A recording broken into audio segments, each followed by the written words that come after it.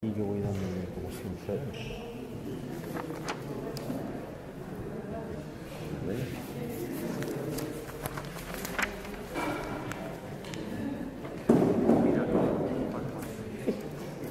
Espera que te pones la Empiezas tú, Paco, yo solamente modero. Empiezas tú. Mira, yo tengo el agua.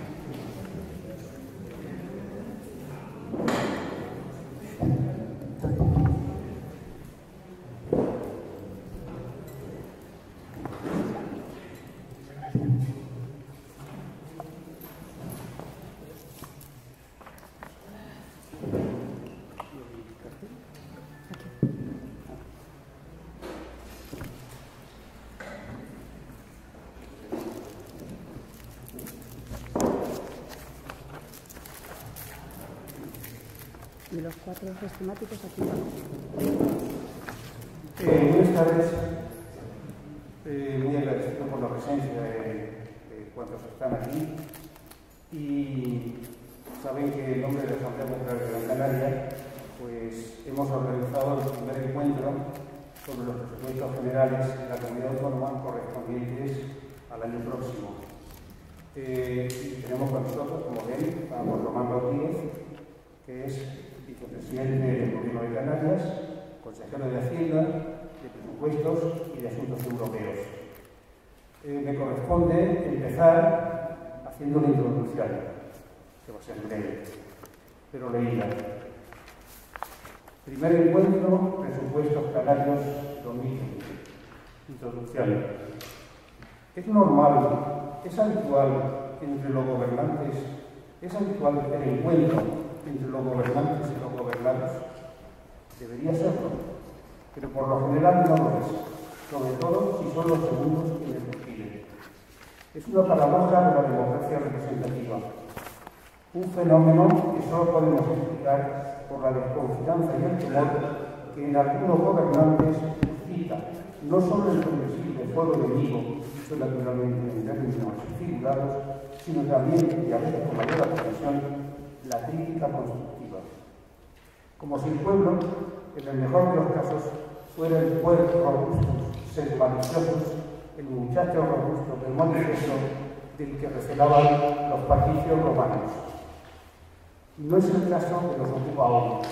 El primer encuentro sobre los presupuestos generales canarios 2020, organizado por la Asamblea Popular de Gran Canaria, cuenta con la presencia del vicepresidente y consejero de Hacienda, Presupuestos y Asuntos Europeos del Gobierno de Canarias, don Román Rodríguez. Personalmente lo considero un ejemplo encomiable y por ello imitable de democracia participativa. Ojalá otros representantes públicos tuvieran la disposición al encuentro que ha tenido hoy. Le felicito y les doy las gracias en nombre de la Asamblea Popular. Un refrán clásico dice: obras son amores que no buenas razones. Remedando el viejo refrán podríamos decir: presupuestos son amores que no buenas razones. ¿Son obras, hechos, amores, los presupuestos de los gobiernos canarios de las últimas legislaturas? Veamos algunas opiniones sobre el más reciente de ellos, el presupuesto de 2019. En el artículo de Fernando Redondo y Pablo J. Santana titulado Presupuestos engañosos y poco sociales, publicado en noviembre de 2018 en Canarias Ahora y Año.es, se decía: estos presupuestos no son solidarios con la desigualdad económica y social. No contienen ninguna medida que mejore la contribución fiscal de los sectores que más beneficios obtuvieron durante la crisis y la recuperación, y con ello impiden disponer de unos ingresos y un techo de gastos suficientes para afrontar una verdadera política de redistribución de la riqueza y recuperación de los servicios públicos. Y en los artículos del habla del presidente del Gobierno, Román Rodríguez, presupuestos canarios, propaganda y realidad, y presupuestos del Gobierno canario, recorte de ingresos, ambos también en noviembre de 2018, y en el mismo periódico digital se podía ver. Los presupuestos de la Comunidad Canaria para el año 2019 resultan decepcionantes, constituyen una oportunidad perdida. No se aprovecha el incremento notable de los ingresos procedentes del Estado al realizar paralelamente un menor esfuerzo que los provenientes de Canarias, lo que implica que los grandes servicios públicos, especialmente la sanidad y la educación, no dispongan de las partidas necesarias para superar su actual situación, que los sitúa a la cola de las comunidades autónomas. En el primero de ellos.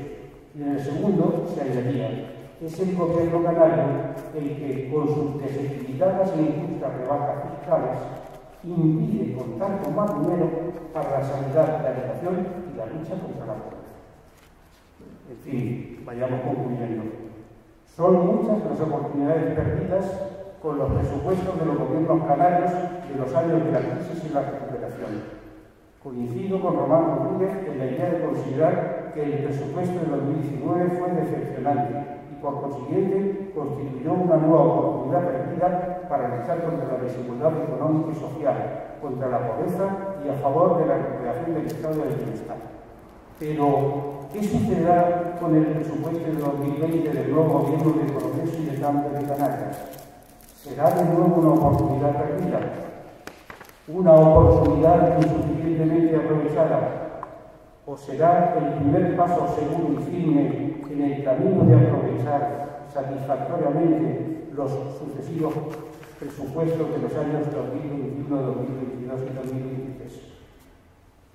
Esta es la cuestión que hemos venido a verificar hoy. Esta es la razón de ser del primer encuentro sobre los presupuestos canarios 2020 y de los encuentros que confiamos le seguirán en los años posteriores. Gracias.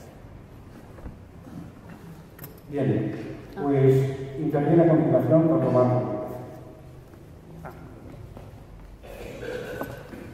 Hola, con el permiso de todos. Les voy a explicar un poquito para una cuestión de orden cómo tenemos la idea de que esta jornada surja. De entrada, el señor Román Rodríguez dispone de unos 30 minutos, si a él le parece bien. Si quiere menos y si quiere un poco más también. Y luego tenemos 4 bloques temáticos, lo ven ahí. Que nuestra idea era ponerlo en el PowerPoint, pero no se verá.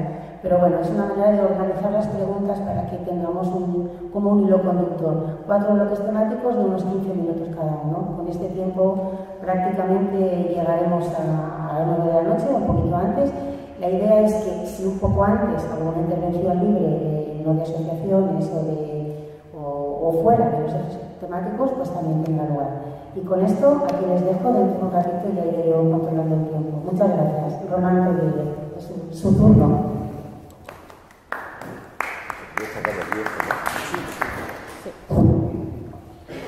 Pues nada, muy buenas tardes. Tengo una laringitis desde hace varios días, que yo la combato bebiendo mucha agua porque es la mejor manera de hacerlo, ¿no? Está muy vinculada a las horas que dedica uno a hablar en voz alta, pero también a los encuentros en recintos con aires acondicionados y demás.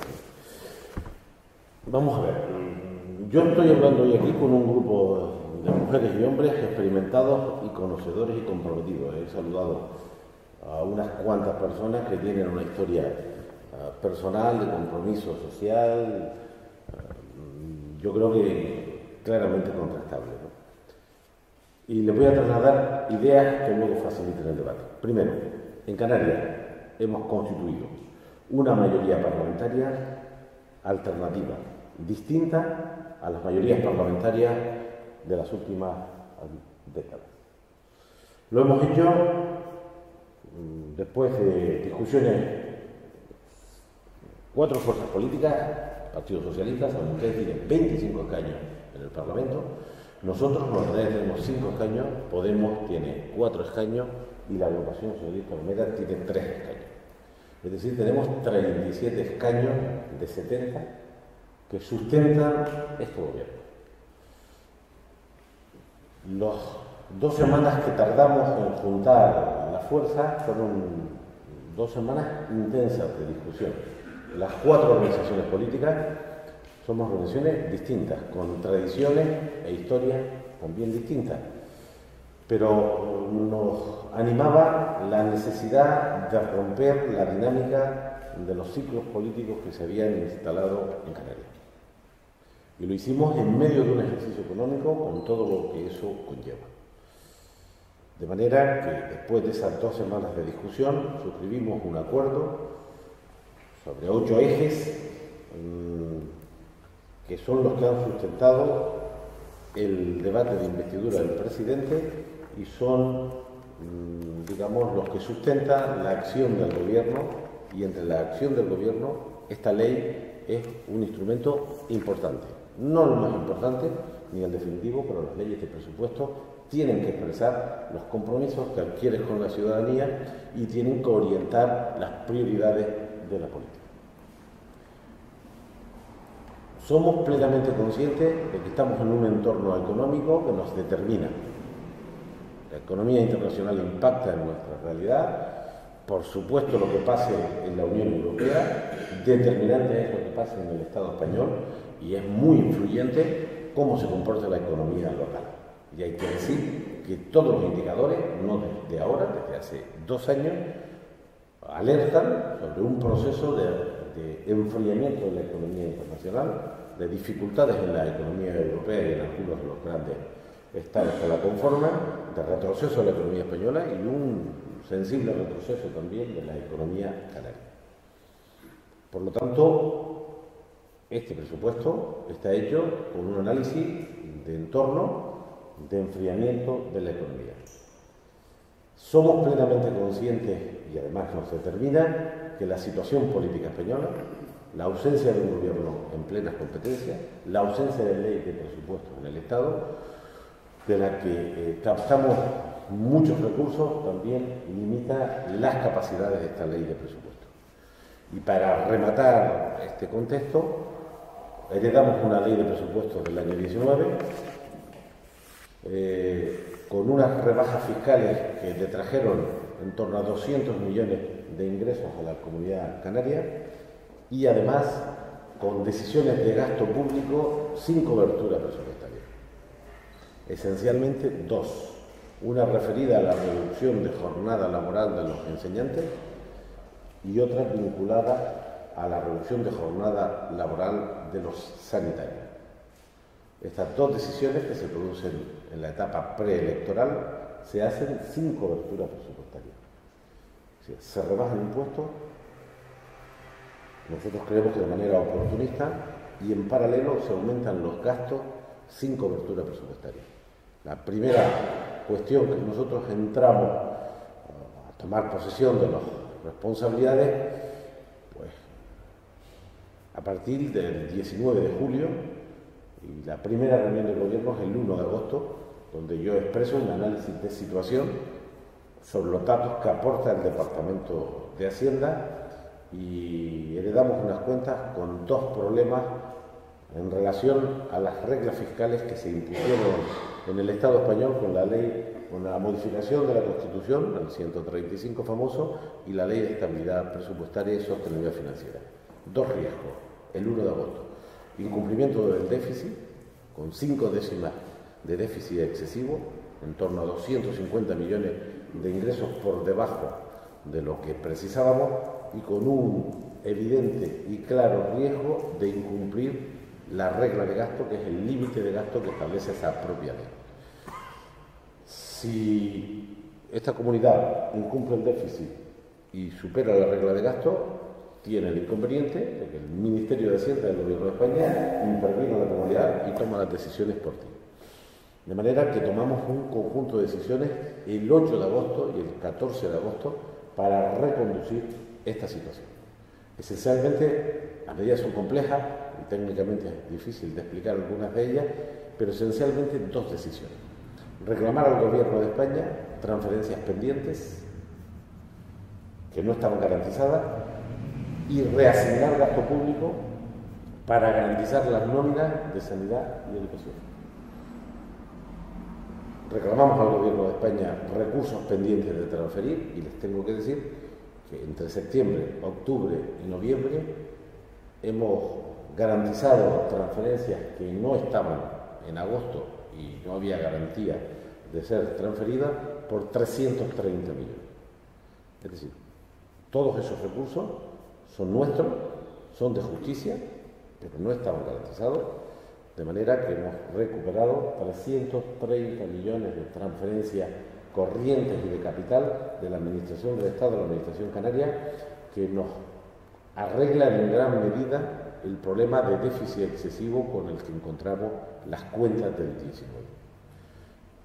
Y los casi 200 millones de desviación presupuestaria, por encima del gasto autorizado, están vinculados esencialmente a las nóminas de sanidad y de educación. Y para garantizar su pago, lo que hicimos fue retener 170 millones de créditos de los departamentos en áreas no esenciales o de difícil ejecución, justamente para garantizar el pago de las nóminas de diciembre de sanidad y educación. Y les tengo que decir, ahora con datos actuales, que hemos modificado créditos por valor de 146 millones de euros para garantizar las nóminas del personal sanitario y de educación, y exactamente nos va a suponer 146 millones, y el resto, hasta los 170 millones, será para pagar facturas pendientes de desviación del sistema sanitario, fundamentalmente en proveedores y en farmacia. Si todo esto se cumple, cerraríamos el ejercicio sin déficit excesivo y cumpliendo con la regla de gasto, y por lo tanto alejando el riesgo de una intervención. En ese contexto, agosto, septiembre, octubre, hasta el 30 de octubre, gestionamos el encauce de los problemas heredados del presupuesto vigente, y en paralelo hemos preparado el proyecto de ley que ya está en el Parlamento del presupuesto del año 20.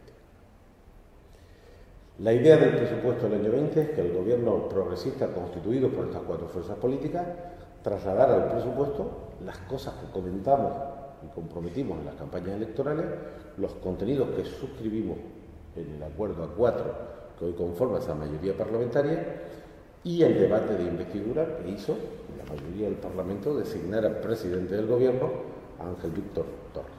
De manera que hemos tratado, una vez encauzado la crisis, los problemas presupuestarios del año 19, hacer un presupuesto que tuviera, digamos, la impronta de los compromisos, de la orientación de ingresos y gastos que habíamos adquirido en la campaña electoral y en los documentos que hemos suscrito. El presupuesto del año 20 está hecho sin contar, y esto es muy importante, con recursos que no tengamos garantizados. El presupuesto del año 20 va a incrementarse en un 2,7% en relación al año 19. Y los recursos que alimentan este presupuesto son recursos de los tributos propios, de las transferencias aseguradas de la Administración del Estado, de las transferencias aseguradas de la Administración Europea, pero no, digamos, introducen ingresos que tengamos la certeza de que van a ser seguros. Digamos que el presupuesto del año 20 es un presupuesto base de mínimos. Sobre este presupuesto solo pueden venir buenas noticias. Esto va a representar exactamente en capacidad de gasto público 8.066 millones de euros. Hay una obviedad que otros presumían de ella, y yo lo hago. Este es el presupuesto más cuantioso de la historia. Esto siempre pasa, efectuando la etapa de recesión donde los presupuestos retrocedieron. En la medida que crezca la economía y crezcan los presupuestos, nosotros vamos a tener un presupuesto con este contexto de la economía internacional, de los problemas de inestabilidad en España, de los problemas heredados. Vamos a tener un presupuesto de 8.066 millones de euros. Es una cantidad que impresiona, pero es bastante menos de lo que necesitaría. A ese presupuesto se le añade la amortización de deuda pública, que el próximo año pese de deuda pública por 1.502 millones. La Comunidad Canaria es la menos endeudada de todas las comunidades, en valores absolutos y en per cápita. Y por lo tanto, las administraciones anteriores, para financiar políticas públicas, se endeudaron y ahora hay que amortizar. lo que corresponda al año 2020. Esto lo financiamos, que tiene su complejidad, a través de un fondo público que se llama Fondo de Facilidad Financiera. Estos son recursos que nosotros pedimos a la Administración del Estado para amortizar deuda sin intereses, pero que vienen a pagar amortización de deuda general.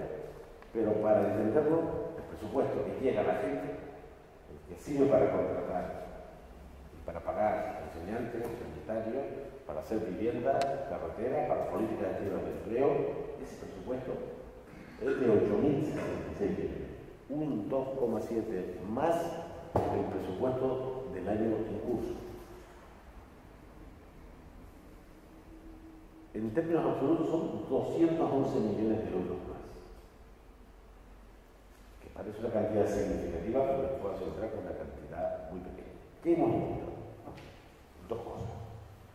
Primero, mejorar los ingresos. Y para mejorar los ingresos hemos hecho una revisión fiscal, que está siendo muy polémica, muy fácil pagar impuestos, y tiene coste, y es discutido cuando los revisan. ¿Qué hemos hecho? Hemos tratado de recuperar las rebajas fiscales responsables de los gobiernos. Y lo hacemos sobre las figuras tributarias sobre las que tenemos competencia. Nosotros no tenemos ninguna competencia relevante sobre el impuesto de sociedades, no tenemos ninguna competencia relevante sobre el IRPF, tenemos un pequeño margen de modificación, tenemos una competencia en la imposición indirecta, donde hemos actuado, y tenemos también un margen de modificar impuestos como el de donaciones y sucesiones. Tenemos margen para mejorar los impuestos sobre el fuego, sobre el tabaco. ¿Y dónde qué hemos hecho? En la imposición indirecta canaria, el IVA es del 7% históricamente, y el gobierno anterior lo rebajó al 6%.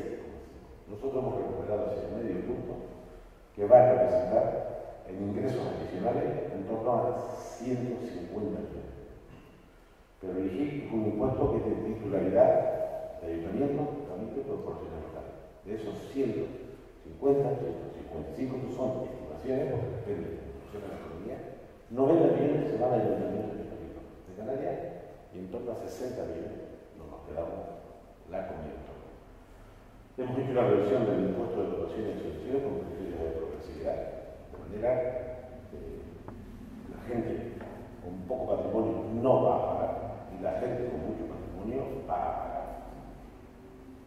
Teniendo una importante crítica de las pudientes, digamos, de la sociedad local, porque hemos recuperado el impuesto de donaciones y sucesiones que prácticamente había desaparecido con el gobierno anterior, sin discriminar el impuesto en función de la renta. Ahora les puedo asegurar que los que deben más de 1 millón de euros van a pagar el 100% del impuesto, los que deben menos de 1 millón de euros en función de la cantidad individualizada, no pagan nada, pagan un 80%, pagan un 70%, un 60%, etc. Ahí hemos tenido una enorme problema. Todo esto nos va a permitir aumentar el techo de gasto, porque la regla fiscal esta que puso Rajoy de la entonces de la estabilidad establece aunque tengas ingresos, no te puedes gastar los ingresos que tienes, y gracias a la planificación fiscal hemos aumentado. Por lo tanto, en el margen de autogobierno que tenemos en materia fiscal, hemos subido el IGI, el tipo general, hemos recuperado el impuesto del IGI a la entrega de energía, excluimos a los hogares y a las pequeñas empresas y se lo mantenemos a las grandes empresas o a los grandes consumidores particulares a partir de 10 kilovatios. Hemos recuperado un impuesto que se había reducido, a nosotros nos parece de forma oportunista, que es de telecomunicaciones, que vuelve al 7%. Hemos retocado, como les decía, donaciones y sucesiones, hemos aumentado el impuesto al tabaco, respetando la industria local, sin que todavía hay una cierta capacidad de producción, especialmente el tabaco negro, y hemos incrementado el tabaco rubio. Hemos creado 2 nuevos tramos en el IRPF con un punto más de marginal de 96.000 euros y a partir de 100.000 euros, de manera que hemos aumentado el IRPF a las rentas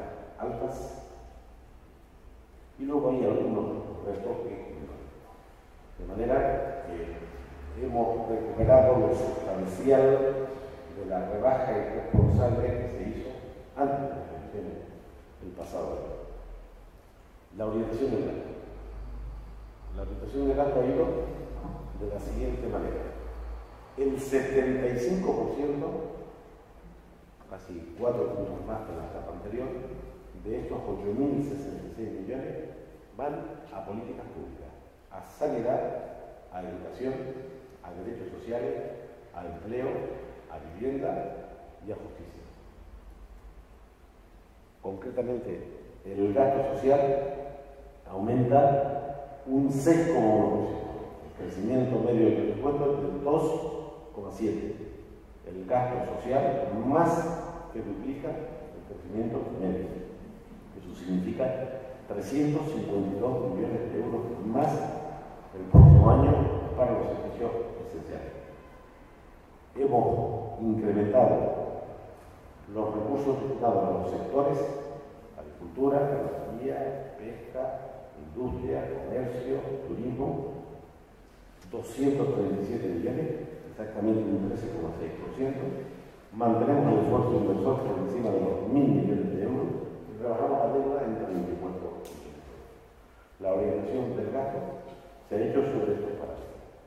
¿Cuáles son las claves de ese crecimiento para no cansar? Incrementa la sanidad un 4,5%, exactamente. La sanidad aumenta 134 millones el año próximo. Este año el presupuesto creció sobre el 18, 490 millones. Nosotros crecemos sobre el año actual 211. La sanidad este año creció 78 millones. Nosotros lo incrementamos en 134 millones. La educación este año creció 53 millones. El próximo año crecerá 125 millones, un 7,1%. Y el esfuerzo más importante se hace en derechos sociales y concretamente en materia de lucha contra la pobreza y exclusión, que aumenta un 44,2%, porque la pretensión del gobierno es transformar la prestación canaria de inserción en una prestación insuficiente para luchar contra la pobreza y exclusión en una renta de ciudadanía que precisa de una ley reguladora y que dispondrá el próximo año de un incremento presupuestario del 44%. En materia de empleo, el presupuesto aumenta en 38,7 millones, que es un 16,5% más, y el Instituto Canario de Vivienda, para recuperar la política de vivienda que está absolutamente finiquitada en la última década, aumenta en 15,4 millones, que es un 19,5% más. De forma que claramente este presupuesto básico, este presupuesto que no está contando con las aportaciones adicionales que un presupuesto estatal generará, hace un esfuerzo de incrementar el gasto público en políticas sociales, de manera que 75 de cada 100 euros van a políticas sociales y el resto van a inversiones. Las inversiones están saneamiento, carretera, vivienda, hospitales, centros de salud, escuelas, etc. Pero digamos que se ha hecho un esfuerzo en materia de gasto social. Hemos hecho un esfuerzo en materia de protección del sector económico. Por ejemplo, en la agricultura, la de pesca, aumentamos un 12% con los recursos propios para proteger la agricultura, la ganadería con la pesca, o mejoramos la investigación, el desarrollo y la innovación e incrementamos ahí casi un 16%. En definitiva, hemos procurado aumentar los ingresos en el marco fiscal que tenemos, hemos reasignado gastos, y a gastos que nosotros no compartimos, que ahora llevamos a gasto social, gastos en relación, por ejemplo, a un programa que discutimos en la etapa anterior, que es el famoso fondo del FEDECAN, que hemos restado 80 millones para estas políticas, y a un fondo también de compensación de políticas que no compartíamos, de todas las políticas sociales. En definitiva, el presupuesto se orienta sobre los objetivos programáticos del gobierno progresista y hemos hecho un esfuerzo especial, aunque las políticas están por definir, para potenciar la política del gobierno referida a la lucha contra la crisis crisis climática le hemos aumentado un 13% este presupuesto, porque entendemos, hasta ahora, al menos en nuestra percepción, el gobierno no le ha hecho ningún esfuerzo en materia de lucha contra la crisis climática, y creemos que esa es una de las grandes tareas de este gobierno, no solamente luchar contra la pobreza, garantizar la salida de la educación, luchar contra la crisis climática y hacer una apuesta por la investigación, el desarrollo y la innovación cara a cambiar el modelo productivo, que es un tema complejo. Sobre este presupuesto se supone que recibiremos de la Administración General del Estado, cuando tengamos presupuesto, un conjunto de programas presupuestarios a los que tenemos derecho, ser consolidados en el marco del régimen económico que aprobamos el pasado año, y porque ya han tenido consignaciones presupuestarias años anteriores. Pero no lo podemos presupuestar porque no tenemos título jurídico que habilite como ingreso a esas cantidades. Les cuento. Hay 42 millones de euros que tendrán que venir en materia de infraestructura. Hay 42 millones de euros que tendrán que venir en materia de planes de empleo. Hay 30 millones de euros de lucha contra la pobreza que tendrán que estar en el presupuesto estatal. Tendremos que captar recursos para obras hidráulicas que tenemos un problema gravísimo de saneamiento. En materia de vivienda, captaremos más recursos del presupuesto. Nuestros cálculos son: no hay gobierno en España, seguramente se entrará en debate de las posibilidades y la información que disponemos de qué mayoría parlamentaria se pueden conformar a nivel del Estado español, pero nuestros cálculos es sobre este presupuesto incorporaremos, cuando tengamos el presupuesto estatal, en programas finalistas que no están afectados por la regla de gasto, entre 350 millones y 500 millones de euros, que serán finalistas y sobre programas fundamentalmente de política fiscal. De los 42 millones de pie, el plan de empleo o de infraestructuras educativas o de la pobreza, hay recursos para el sector primario y un largo etcétera de programas presupuestarios que hemos consolidado y que deben ser financiados por la Administración General. En definitiva, el presupuesto del año 20 es un presupuesto que aumenta los ingresos por la vía de la recuperación de las rebajas fiscales responsables. Esa recuperación se ha hecho con criterio de progresividad.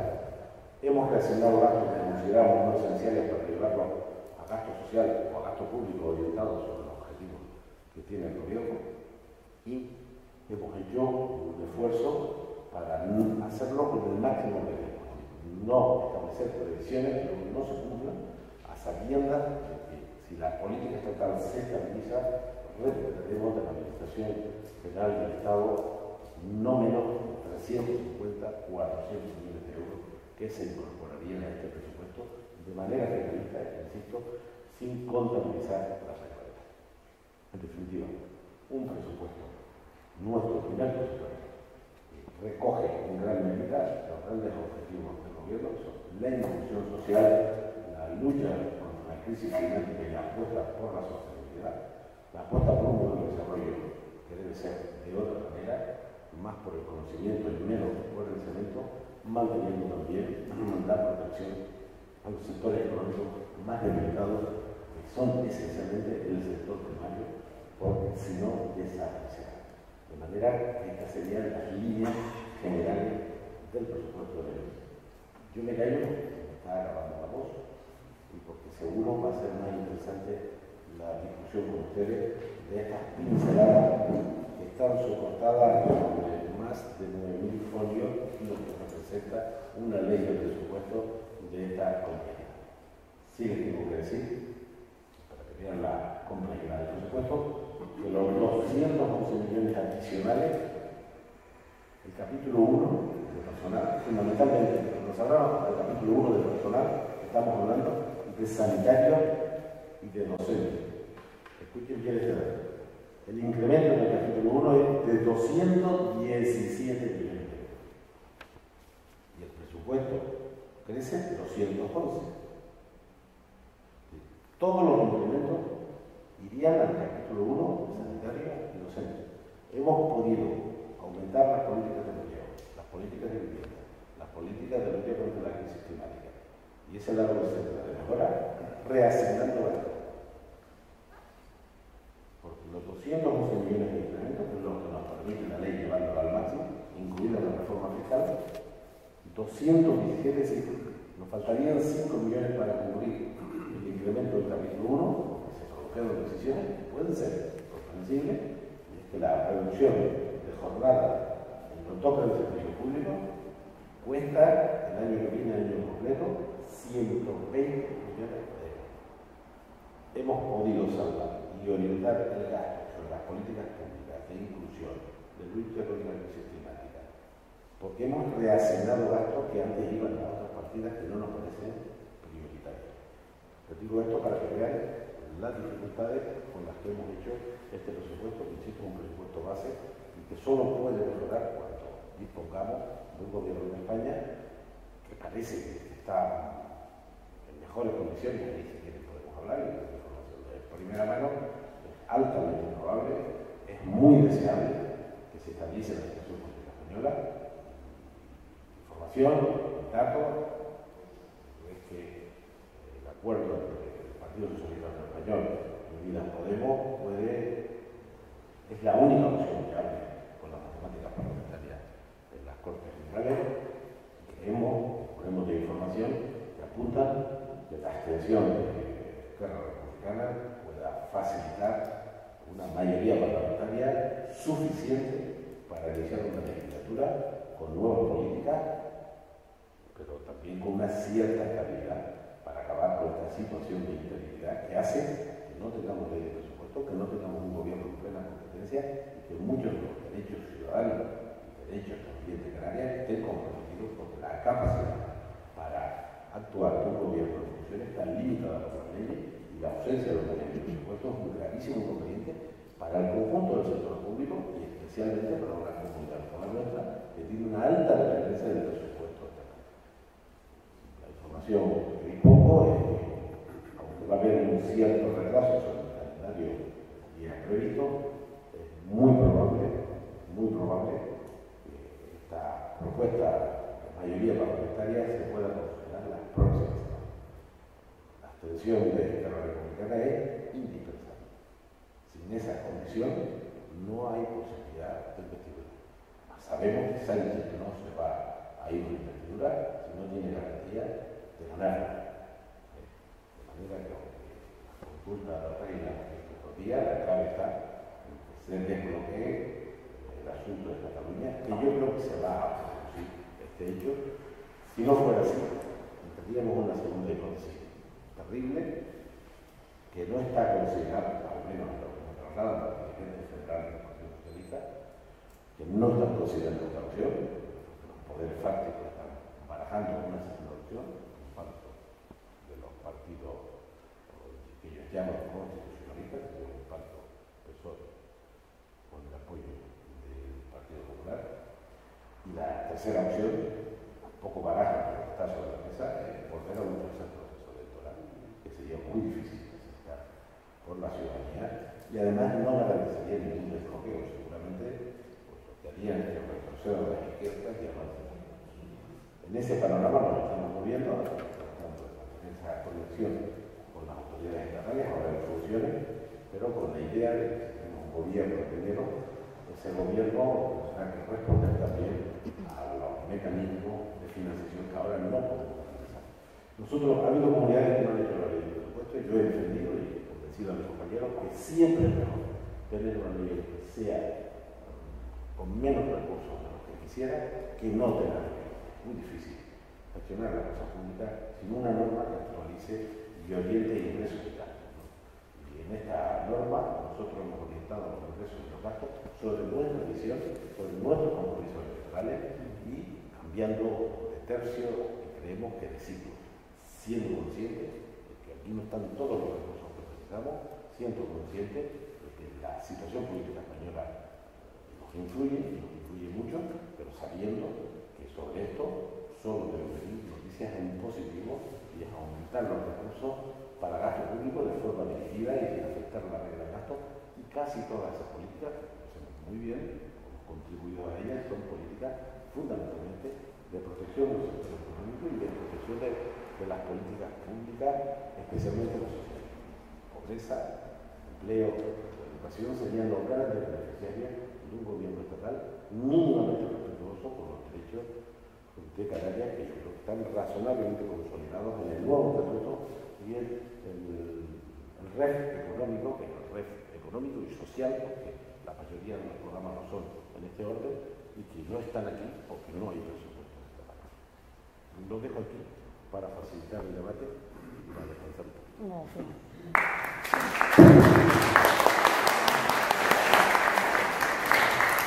Muchísimas gracias. Aquí abajo están los bloques temáticos. Son 4, vamos a leerlos. El primero sería financiación autonómica y justicia fiscal. El segundo sería estado del bienestar en Canarias, servicios públicos, vivienda y desarrollo humano. Otro tercer bloque de cambio climático y ecotasa. Y un cuarto de empleo. Les vuelvo a repetir, o haremos algo más fácil, que es que ustedes van lanzando, me imagino que los que ya nos hemos preparado un poco esto ya lo tenemos claro, pero si no, se puede encajar la pregunta en cualquiera de los bloques. ¿Les parece que vayamos lanzando las preguntas que haya en cuanto a financiación autonómica y justicia fiscal? Si son más de una, recogemos, ¿verdad? Hacemos 2 o 3, las que hay, si son poquitas las contesta. Y en eso estamos. Si les parece, vamos pasando el micrófono porque como estamos grabándolo va a ser mejor. ¿Les parece bien? Yo misma lo puedo pasar. Venga, levanten manos. Vale. Vamos. Hay una compañera, yo como he hablado antes, vale. Espero y después que hables tú, hablo yo. Sí. Vamos, el último quiero decir en este turno. Ella. Hola, buenas tardes.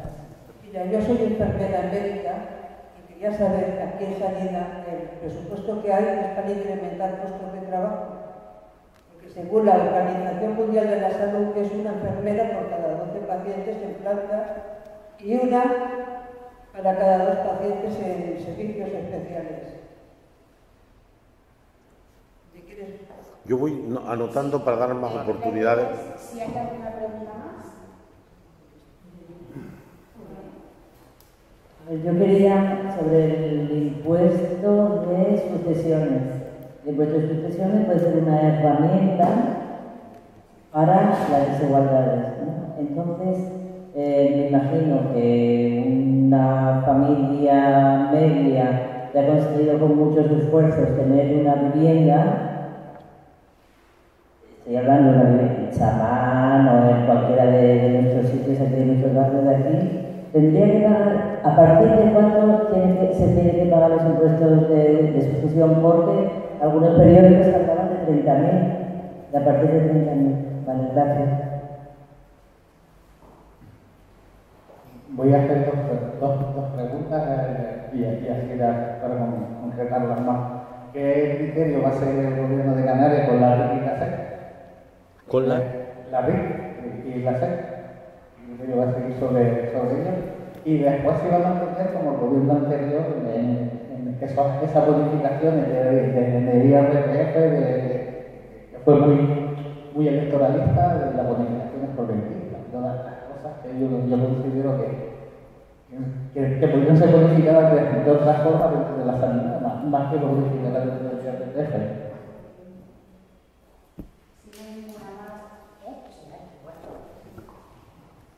Bueno, gracias por el esfuerzo de venir hasta aquí y compartir con la gente, ¿no? Hay 2 preguntas, que una ha estado siempre en el cartelero, una es las tasas turísticas como financiación. Eso es más adelante. Bueno, una financiación, ¿no? Pero más adelante. Y la otra era sobre el REA, el abastecimiento.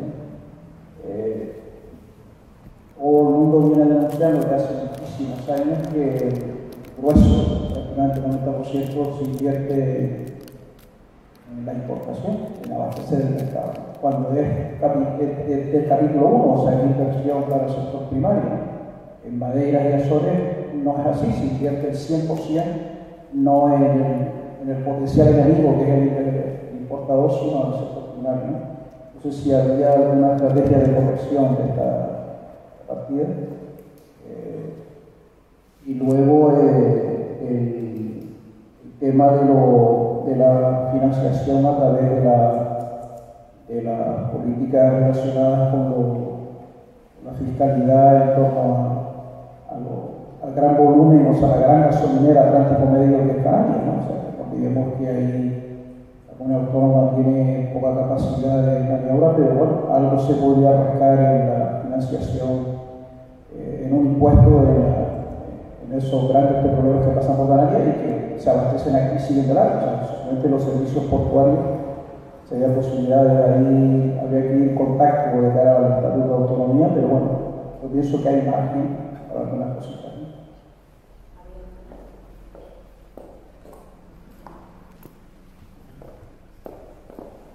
Muchísimas gracias. Yo voy a hacer una pregunta general y luego en el bloque de empleo haré una pregunta concreta. La pregunta general es que hay un título en la pantalla que dice un giro social.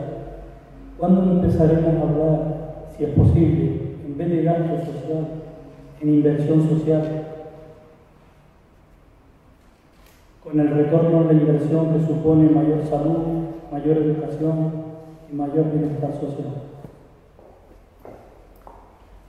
Yo creo que con 20 minutos se puede... Madre mía. Venga. Hola, es sencilla.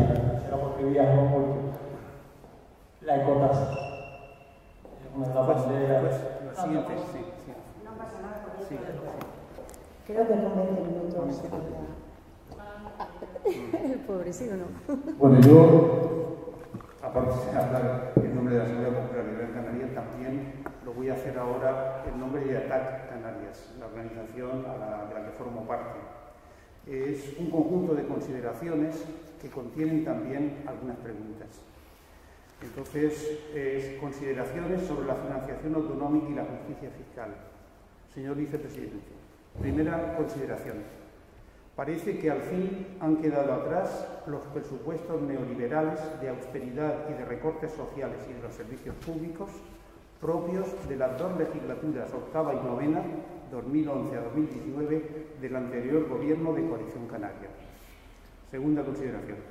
Con el nuevo gobierno de Progreso y de Cambio, por primera vez en mucho tiempo, tenemos unos presupuestos progresistas que parecen querer combatir las desigualdades sociales y de género, así como la pobreza, recuperar los servicios públicos, la sanidad y la educación sobre todo, y empezar a afrontar de verdad el cambio climático y el deterioro medioambiental. Tercera, coincidimos con este Gobierno en la necesidad, para nosotros urgente, de aumentar los ingresos para la financiación autonómica y apoyamos las tres medidas propuestas para lograrlo. 3.1. La lucha contra el fraude fiscal.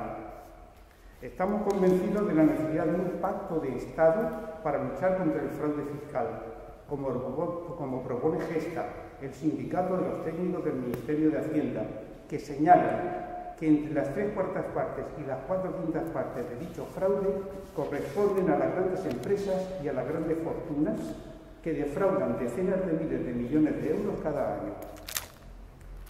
No creemos que el panorama del fraude fiscal en Canarias se aleje mucho del patrón estatal.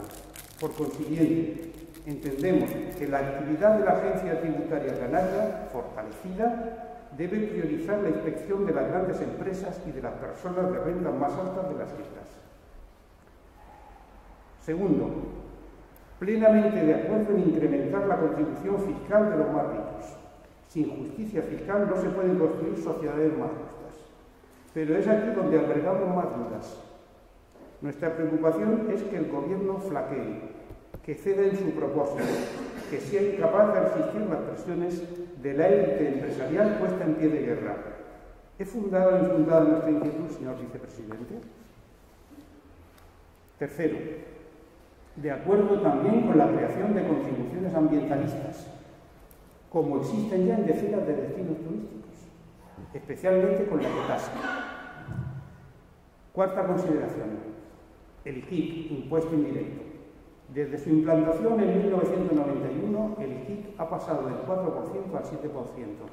¿No debería un gobierno progresista plantearse su reducción cuando la contribución fiscal de los más pudientes lo permita? Quinta consideración, extrañeza. Nuestra extrañeza ante el olvido absoluto por parte del Gobierno de Progreso y de Cambio de la cuestión de la reserva para inversiones en Canarias. ¿No es hora ya de revisarla a fondo? Y sexta, justicia fiscal y educación. No estaría de más, señor vicepresidente,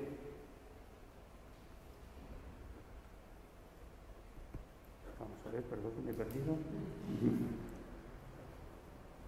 Educación. Sí. Si la enseñanza en la escuela de lo que es la justicia fiscal, aquí al redactar me enseñé el paso, ni las campañas pedagógicas, en fin, la idea es que vivimos continuamente con un bombardeo en el que nos dicen que, en fin, estamos sujetos a unas imposiciones, a un sistema fiscal abusivo, que pagamos demasiados impuestos, etcétera, etcétera, y ese bombardeo permanente va calando en la población que por lo tanto tiene una reticencia, una resistencia cada vez mayor al aumento de los impuestos. Entonces, la idea es que en la escuela, en el sentido general de la palabra, se explique a los niños y a los jóvenes y a los adolescentes lo que es la justicia fiscal y cómo sin justicia fiscal es imposible avanzar en la construcción de una sociedad más justa. Esto es fundamental, pero también la posibilidad de hacer campañas para contrarrestar la intoxicación permanente contra la idea de la justicia fiscal que propagan los medios y las organizaciones de ideología neoliberal, que esa es la clave de la cuestión.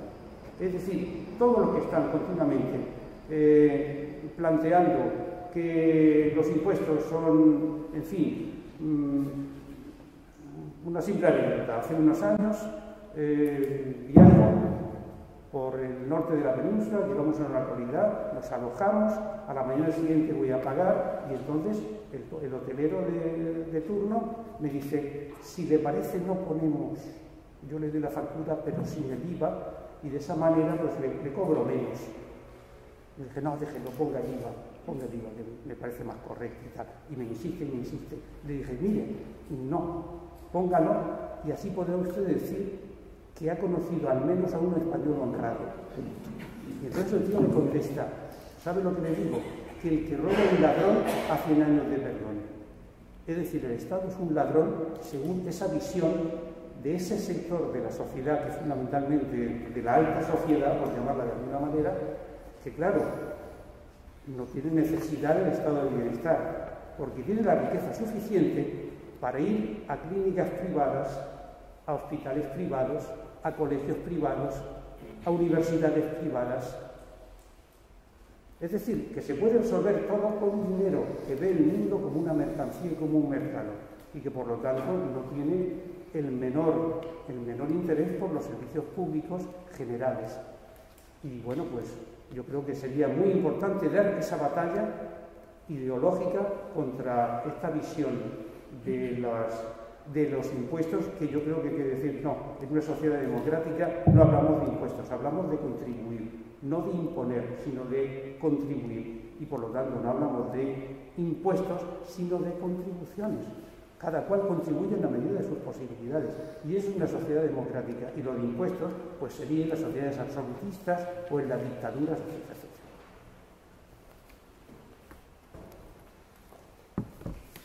Algunas consideraciones sobre el lenguaje, ¿no? El gasto público asociado a sanidad, educación y a la consolidación de los derechos sociales es una inversión en una sociedad moderna y democrática. Nosotros con el giro social lo que hemos pretendido, la manera de expresarlo de forma clara, es que este presupuesto hace un esfuerzo para consolidar lo que han sido los programas sociales del gobierno y a los que estamos obligados, porque lo dice el Estatuto y porque forma parte de nuestro compromiso. Estoy muy de acuerdo en esta idea de que el gasto público en sanidad, en educación y en servicios sociales es una inversión estratégica para cualquier sociedad y en sí mismo genera sus propias economías. En pensiones, por supuesto. Tengamos en cuenta, por ejemplo, este presupuesto representa casi el 20% del PIB de Canarias. Esto hay que sumarle los cabildos, los ayuntamientos y el papel de la Administración del Estado, por ejemplo, el gasto público que dirige y controla el Estado, entre ellos el sistema de pensiones. De manera que no podemos aceptar la lógica ultraliberal de considerar ineficiente y una carga para las sociedades modernas lo que es el sector público en toda su dimensión. Me parece también un acierto en el lenguaje hablar de contribución. Los impuestos son, en definitiva, las contribuciones que hacen los ciudadanos y las empresas en función de sus capacidades para dar respuesta a las necesidades del conjunto de la sociedad, y además debe ser, evidentemente, progresivo, y la respuesta tiene que ser en función de las necesidades de la ciudadanía. Me parece que estos elementos del lenguaje son positivos. Es más fácil hablar de contribución que de impuestos. Pasa que todos estamos atrapados con el lenguaje dominante en esto y en otros ámbitos.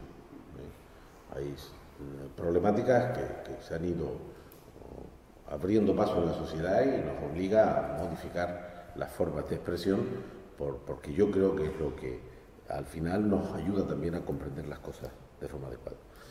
Luego se han dicho cuestiones interesantes, pero que no tocan una ley de presupuestos. La ley de presupuestos de Canarias establece un marco legal, que son los ingresos a los que tiene posibilidad y los gastos orientados. Por ejemplo, el llamado REF fiscal no se discute aquí ni hay capacidad para discutirlo. Eso es una ley de orden estatal que puede ser modificada. La última modificación de los aspectos fiscales del REF se produjo en el año 15, al final del año 14, con vigencia del año 15, y ahí se establecieron una serie de incentivos fiscales teóricamente destinados a capitalizar la economía, a generar empleo, a generar diversificación. Yo vengo ahora de una reunión con el Consejo Social de la Universidad de Las Palmas, antes de esta, y apuntábamos que necesitamos evaluar esas políticas para si tiene sentido mantenerlas. Y yo le decía al Consejo Social que sería muy interesante que en las universidades públicas canarias investigaran, analizaran, evaluaran el impacto que esas políticas públicas tienen en el crecimiento de la economía, en la generación de empleo y de qué calidad y en cuánto contribuyen de verdad a la diversificación de la economía.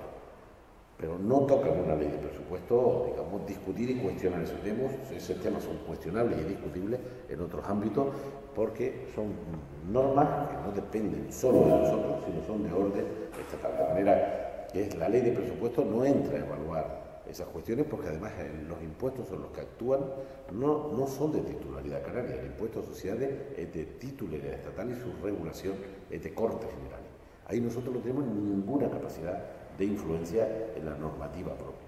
Sí lo tenemos en la imposición indirecta, pero no en el impuesto de sociedades. Lo digo porque, aunque es un tema muy discutible y muy de actualidad, insisto, esta tarde con los representantes del Consejo Social de la Universidad de Las Palmas hablábamos de la necesidad que nuestras universidades intervengan, interpreten, evalúen, nos ayuden a poner en valor o a modificar figuras fiscales que en ocasiones se instalan, pasan décadas y nadie las cuestiona. Segunda consideración, no nos olvidemos que la gran crisis que hemos vivido del año 8 al año 14 generó condiciones para que se produjera una reforma constitucional express, una reforma en las Cortes Generales en el verano del año 10 que supuso un cambio en la regla constitucional en 2 semanas, porque los grandes partidos de orden estatal se pusieron de acuerdo, hicieron una modificación sustancial de la Constitución para dar cobertura a las políticas de restricción de gasto público, de austeridad, en la peor de sus acepciones, ¿no? Y que sobre esta condición de la reforma constitucional del año 10 vino la Ley de Estabilidad Presupuestal y Sostenibilidad Financiera, que es hoy la espada de Damocles que impide a las administraciones destinar los recursos que dispone a gasto público. Les voy a poner un ejemplo. El año 18, esta comunidad generó un superávit, escuchen bien, de 946 millones de euros. Superávit que no podemos tocar si no es para amortizar deuda y, en todo caso, para inversiones financieramente sostenibles, que son inversiones difíciles de gestionar, por simplificarlo. Pero el Cabildo de Gran Canaria tiene 500 millones en los bancos. El de Tenerife, lo mismo. El Ayuntamiento de Las Palmas no tiene deuda y tiene superávit. El Ayuntamiento de San Bartolomé puede tener, no me lo sé, 150 millones en superávit. Es imprescindible, es determinante para mejorar el gasto público, y la orientación depende luego del perfil de cada gobierno, modificar la ley de estabilidad presupuestaria. Nosotros lo intentamos en la etapa anterior con el escaño que teníamos en las Cortes Generales. La idea es que esa ley nunca la defendimos, nunca la aceptamos, pero está ahí, necesita ser modificada. Si nosotros lográramos liberar el superávit, pues tendríamos cientos de millones de euros que podríamos destinar a vivienda, a sanidad o a educación. Pero hoy es imposible sin la modificación de esa ley. Se supone que la mayoría progresista que se está conformando en el gobierno de España está de acuerdo con este planteamiento. Digo, se supone. Porque yo que conozco bien la correlación de fuerza y los intereses que se manejan, yo quiero ver que si esa mayoría progresista se instala en las Cortes Generales, tenga la valentía suficiente para derogar, modificar, cambiar la ley de estabilidad presupuestaria y como mínimo liberar el superávit para gasto público. Lo quiero ver, pero esto es fundamental. El 90% de los ayuntamientos de Canarias tienen superávit. Yo creo que todos los cabildos, no me sé las cuentas de todos los cabildos, yo creo que todos los cabildos luego el gobierno lo tiene. De manera que una de las claves para romper con la peor etapa del sector público español, que ha sido la ley de estabilidad, pasa porque esa ley orgánica sea modificada en las Cortes Generales, donde hay competencia para hacerlo. Porque en sí mismo tendría un valor muy importante, porque a nosotros nos permitiría utilizar recursos públicos disponibles, pero hoy imposibles de aplicar a gasto público porque te lo impide la ley. Y ese es un concepto también importante. Insisto, a ver si se conforma esta nueva mayoría en las Cortes Generales y este tema se modifica. A partir de ahí, algunas cuestiones más concretas. El impuesto de donaciones y sucesiones que hemos recuperado no va a afectar a los sectores populares. Yo estoy seguro que aquí no hay nadie que vaya a estar afectado por las reformas que hemos hecho. Los que deben estar preocupados son los que tienen mucho patrimonio. Por supuesto, una vivienda jamás estará afectada, no lo está. Es decir, para que una vivienda pudiera estar afectada, no podía ser la vivienda del usuario, que está excluida en cualquier caso del impuesto de donaciones y sucesiones, y el heredero tendría que ser una sola persona y el precio tendría que ser por encima de los 350.000 euros. Es decir, más del 90% de los ciudadanos y ciudadanas de Canarias no se van a ver afectados porque más del 90% no tienen patrimonio que les vaya a afectar.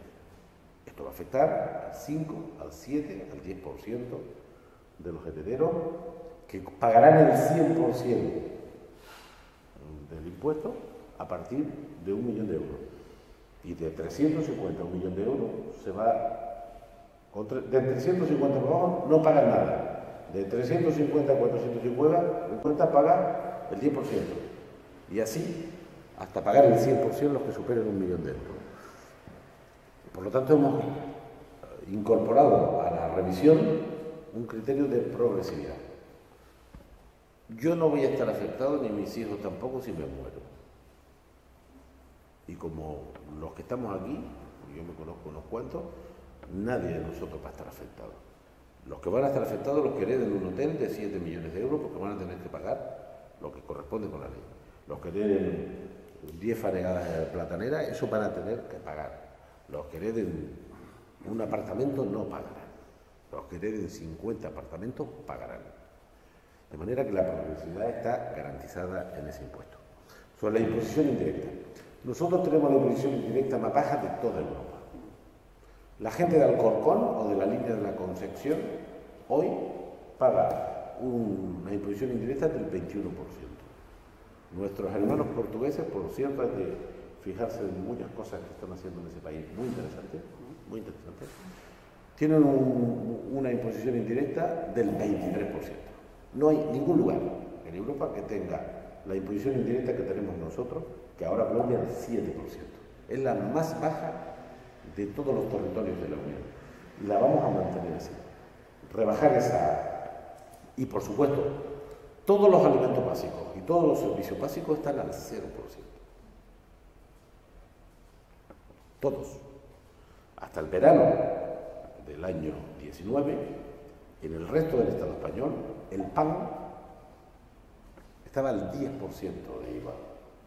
Nosotros tenemos el pan al 0% hace 25 años. En la imposición indirecta canaria, las exenciones, las bonificaciones a los productos básicos es total, 0%. De manera que tener un 7% de IGIC, de IVA, es tener un tercio de este impuesto en relación al resto de los ciudadanos del Estado español. Yo creo que no podemos seguir tirando de la cuerda, porque seamos conscientes que una parte importante de la financiación de nuestros servicios y de nuestras infraestructuras son transferencias de renta del resto de los ciudadanos españoles hacia nosotros. De manera que nuestra propuesta es mantener el tipo general en el 7%. Lo que hemos hecho es aumentar el tipo incrementado, que se me olvidó comentarlo, del 13,5 al 15% para los consumos de lujo. Quien se compre un reloj que por encima de los 400 euros va a pagar un 15%. Quien se compre un coche de alta cilindrada va a pagar un 15%. Y todos los consumos de lujo, quien se compre un abrigo de 1.000 euros va a pagar un 15%. Todos los productos de lujo le hemos incrementado 1,5 puntos más del IGIC, que también está en la propuesta que está en el Parlamento en discusión. De manera que nosotros, para que se hagan una idea, aproximadamente, porque hay controversia sobre los análisis, de cada 100 euros que produce la sociedad canaria, la presión fiscal, la contribución de la sociedad canaria a través de tasas, impuestos y otras figuras tributarias, estaremos sobre el 22-23%. En el conjunto del Estado español, este mismo concepto está en torno al 34-35%. Yo utilizo esta horquilla porque esto es discutible. Y en el conjunto de la Unión está en torno al 40%. Es decir, que la presión fiscal en Canarias está a la mitad de la presión fiscal media de la Unión. Y estamos a más de 10 puntos de la presión fiscal media del resto de los españoles. De manera que es una conquista importante, pero no se puede tirar más de la cuerda, porque cuando discutimos la financiación autonómica, todos los territorios, todos los ciudadanos ponen sobre la mesa sus necesidades, y el Estado español es un Estado complejo, compuesto y difícil. Y hay pobres en Extremadura, y hay pobres en Andalucía. Está la España vaciada, están las islas. Y entonces, cuando tú tienes que discutir con los cántabros, con los murcianos, con los andaluces y los extremeños, cómo se reparten los 125.000 millones de euros que aproximadamente representan la financiación autonómica, todas las partes tiran para lo propio, y entonces nosotros tenemos que tener una cierta corresponsabilidad fiscal, porque el resto de los ciudadanos que aportan exigen también que tú te comportes. No es razonable que se pague el impuesto de donaciones y sucesiones en otros territorios del Estado español. Nosotros, como habían hecho los anteriores, lo eliminaron, y luego nos sentamos con esos representantes de otros ciudadanos que pagan el impuesto y le pedimos que nos financien nuestros servicios. Nosotros hemos recuperado el impuesto de donaciones y sucesiones porque necesitamos el dinero para políticas públicas, pero también para cargarnos de razón cuando tengamos que discutir el reparto de la financiación autonómica. Porque lo que no puede ser es que se cobre en Andalucía y no se cobre aquí. Por lo tanto, en la política fiscal vamos a seguir reflexionando. El siguiente paso es la fiscalidad ambiental. Está en nuestro programa. No tocaba aquí, porque cualquier nueva figura tributaria necesita una ley reguladora. En las leyes de presupuesto puedes tocar, en lo que eres competente, los tipos de los impuestos preexistentes, pero la ley de presupuesto no puede crear nuevas figuras fiscales. Puede subir el IGIC o bajarlo. Puede tocar el impuesto de subvenciones, subir o bajarlo, pero no puede crear un nuevo tributo. Nosotros somos partidarios, lo tenemos en el programa. Seamos conscientes de lo siguiente, somos 4 partidos políticos distintos. El programa común no es el programa de Nueva Canaria, tampoco es el programa de Podemos, tampoco el de la Agrupación Socialista Gomera y tampoco es el programa del Partido Socialista. Es el programa de los 4. Ahí hemos tenido que ceder. Pero hemos logrado comprometer en el documento que en Canarias tenemos que hacer una pensada rigurosa a la fiscalidad ambiental. Y el instrumento más próximo es la ecotasa. No es el único, siempre pensando en el ámbito competencial en el que podemos actuar. En mi organización no tenemos duda. Yo he presentado 2 proyectos de ley de ecotasa en el Parlamento de Canarias en las legislaturas anteriores y no fue admitido a trámite, porque las mayorías parlamentarias impidieron su debate. Nosotros no tenemos duda. Sí les tengo que reconocer que en el cuatripartito lo que hemos colocado es que la imposición, la tributación ambiental tiene que ser un objetivo del gobierno. Y a mí me parece, y esto ya no es necesariamente compartido, que hay un camino, hay una historia y una tradición con la ecotasa que pudiera ser interesante. Yo tengo 2 proyectos de ley presentados en este sentido como Nueva Canaria en los últimos 8 años. Por lo tanto, eso está sobre la mesa. Cierto es que no todo el mundo ve esto con el mismo entusiasmo en el cuatripartito. Se los tengo que reconocer. Y como somos 4 partidos, cada uno tiene su percepción, sus presiones, sus intereses, su visión, pero yo creo que hay condiciones objetivas para que el próximo año el cuatripartito, sobre la base de la necesidad de poner sobre la mesa instrumentos de tributación de orden ambiental, podamos llegar a algún acuerdo, y el más maduro sería la famosa ecotasa. Por rematar el tema fiscal, el fraude. El fraude fiscal en Canarias, según estimaciones de los más expertos, puede rondar el 25% de la economía. De cada 100 euros que se produce en Canarias, puede haber 25 que no tributan fiscalmente y que incluso no cotizan a la seguridad social. Esto no se sabe a ciencia cierta, esto son estimaciones. Es imprescindible que la Agencia Tributaria Estatal, que lo hace en gran medida, pero la Agencia Tributaria Canaria, que la tenemos que dimensionar para que lo haga, perseguir el fraude. El fraude en Canarias puede ser muy alto, muy alto. Pero les pongo un dato para que vean la situación. La nueva directora de la Agencia Tributaria Canaria, que conocí en el mes de agosto, era la número 2 de la Agencia Tributaria Estatal en Canarias. Y está ahora de directora de la Agencia Tributaria Canaria precisamente por su formación profesional, por su historia, por su conocimiento y por su capacidad. Pero escuchen este dato para que vean con lo que nos encontramos. La Agencia Tributaria Estatal tiene en Canarias 1.052 trabajadores. Recauda 200 millones más de euros que nosotros, de la Agencia Tributaria Canaria. Ellos actúan esencialmente sobre 2 figuras fiscales, el impuesto de sociedad, que es de titularidad estatal, y el IRPF, esencialmente. Nosotros actuamos sobre el IGI, con todas sus modalidades, sobre el AIEN, sobre el impuesto de donaciones y sucesiones, sobre el de patrimonio, sobre el del juego, sobre el de la gasolina, y así como 14 impuestos. Los efectivos de ellos son 1.052. ¿Sabe cuáles son los efectivos de la Agencia Tributaria Canaria? 17, ¿no? No, 337.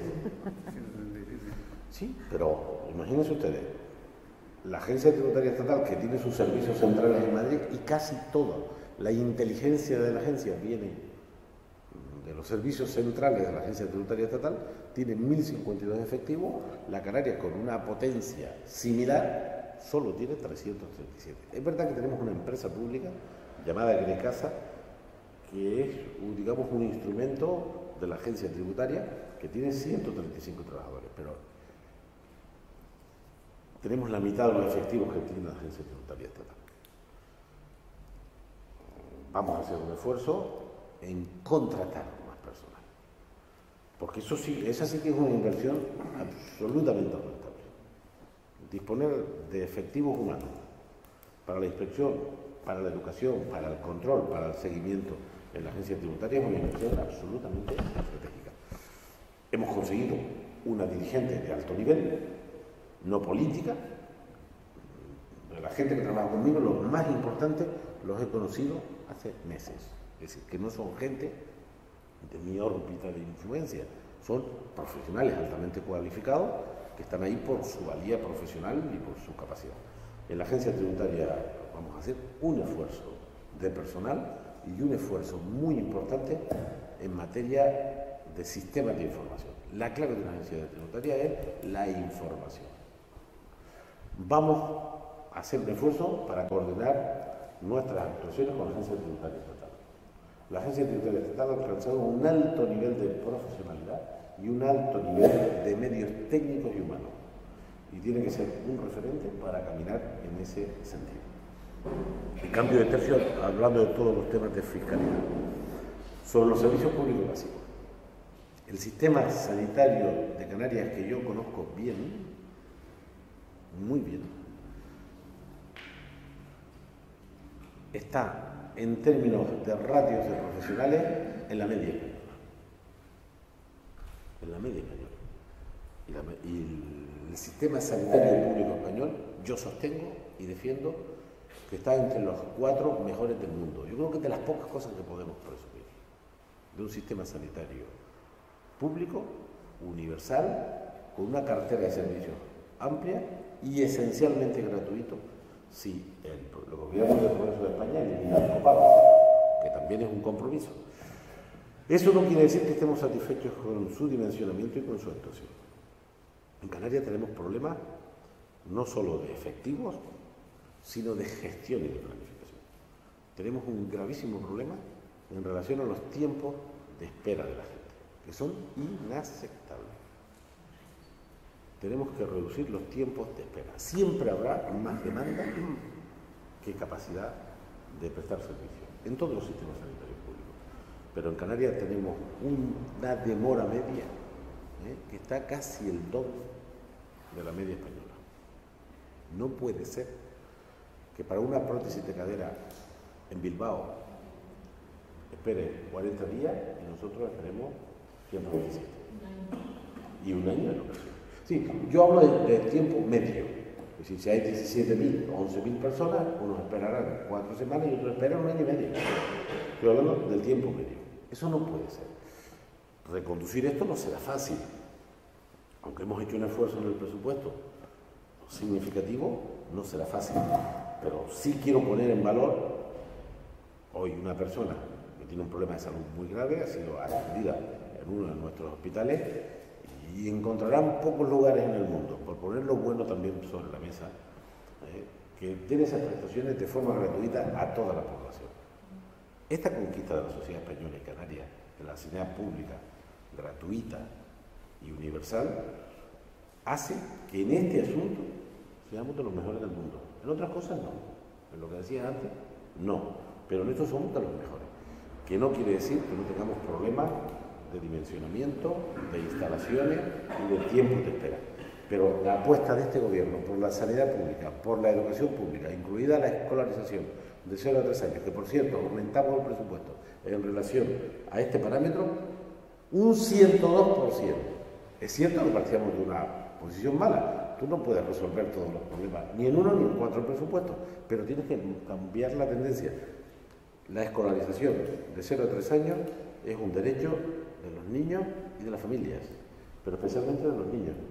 Y hemos aumentado el programa presupuestario que hasta ahora se ha destinado a esto un 102% y sigue siendo poquísimo, pero hemos marcado tendencia en esa materia.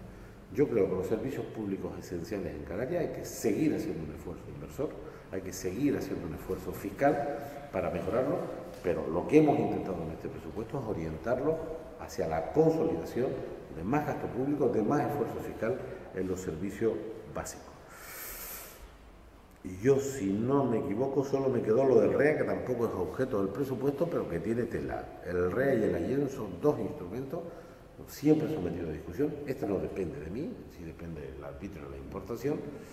Estamos haciendo una evaluación muy transparente. Por primera vez la gente está participando en cómo se debe articular ese tributo, un tributo a la importación de productos para proteger a la industria del sector primario canario, que yo defiendo a capa y espada, porque hemos conseguido que en el Tratado de Funcionamiento de la Unión Europea se acepte que territorios débiles como el nuestro, alejados, fraccionados, de pequeño tamaño, con mercados sin materias primas, con problemas de transporte, proteger la producción local, porque si no, no duraría una semana en el mercado internacional.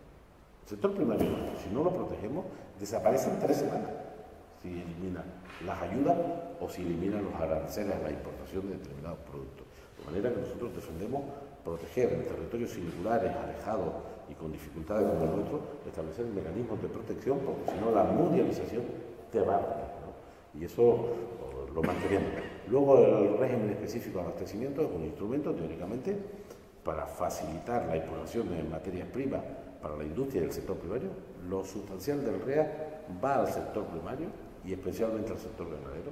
Lo sustancial, los insumos, la alimentación del ganado viene por ahí y viene con una ayuda potente para hacer posible el mantenimiento de las cabezas de ganado que tenemos en Canarias, que se mantienen a pesar de las dificultades, de manera que, pero tampoco es un asunto de ley de presupuesto, ni la reserva de inversiones, ni la zona especial, ni el REA, ni la YEL. Lo que toca ahora, los ingresos y las modificaciones fiscales que hemos propuesto y la orientación del gasto, que es lo que hemos procurado orientar sobre estos grandes parámetros de inclusión, de creación de empleo, de diversificación de la economía, de lucha contra la crisis climática y de protección y mantenimiento de los servicios públicos en el marco de una ley que tiene muchas limitaciones y que, insisto, creemos que una estabilización de la situación política española nos va a facilitar mejorar. Muchas gracias. Vamos a intentar... ¿Tienes otra pregunta sobre esto?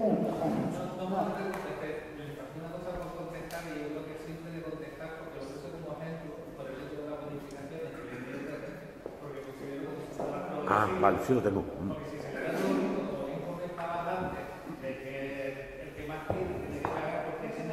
Tiene la capacidad de hacer sus cosas privadas porque se le bonifica y a gente, por casualidad, no puede ir a pagar nada, se lo bonifica también. Yo simplemente un ejemplo, si se va a mantener... Bueno, no he hecho un cambio, ese se me olvidó, me apunté aquí un montón de cosas y lo tengo ese también. Lo que hemos hecho ahí es lo siguiente, poner un tope. Quien gane más de 39.000 euros no se le bonifica nada. Y es lo que hemos hecho en la ley. También hemos tenido una discusión interna. Tienen que comprender que cuando hay un solo partido de lío, cuando hay 4 partidos se complica más, pero estamos obligados a entendernos. Y esto es lo que le estamos reclamando a los partidos de orden español o de orden estatal. De manera que lo que hemos hecho es poner un tope. Si usted gana más de 39.000 euros, usted no le bonifico nada, ni eso ni otros beneficios. Y eso sí que lo hemos corregido y eso también está en la ley. Antes se me olvidó.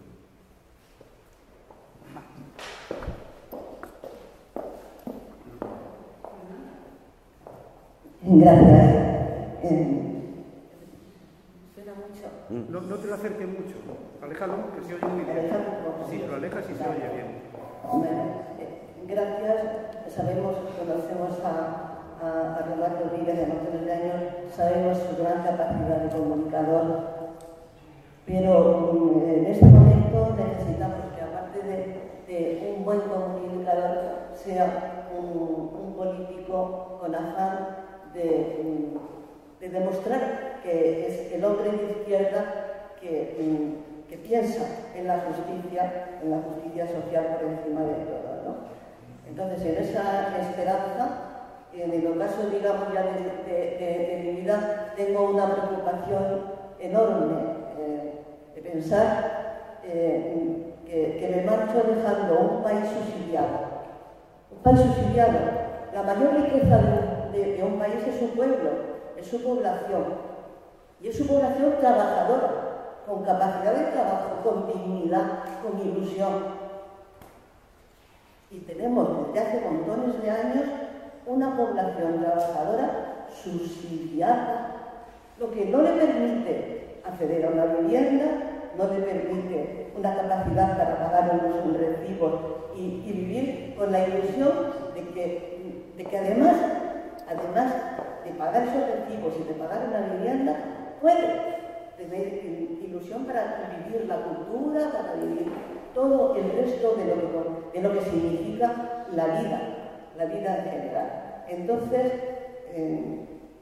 yo me pregunto, y pregunto ahora al político que tenemos enfrente, ¿qué políticas activas reales de empleo para recuperar capacidad económica, poniendo en marcha otras formas de actividad económica que dejen el valor añadido en el país y que dejen, por tanto, a unos trabajos con su capacidad profesional y con su dignidad de trabajadores, con la ilusión de luchar por ese futuro. ¿Qué se va a hacer por este gobierno que pensamos que efectivamente es un gobierno progresista, piensa hacer en ese sentido? Muchas gracias. Bien, eso de los ejes temáticos era una idea genial, pero ahora tenemos un poquito de prisa. Vamos pasando el micrófono a todo el mundo que quiera hacer las preguntas y vamos solucionando, ¿vale? Buenas noches, gracias por estar aquí con nosotros. Elementos objetivos para la organización del presupuesto, es decir, generar un sistema de indicadores públicos que permita a la población conocer cuáles son los elementos que conforman el análisis de la situación de Canarias y por lo tanto indiquen cuáles son las direcciones que debe tener ese presupuesto, ¿no? De conocer la diferencia entre servicios, entre sitios, entre lugares, nos puede permitir, por ejemplo, hacer un plan de cohesión territorial en el sentido exacto. Yo creo que ese sería un elemento que deberíamos ir pensando poco a poco.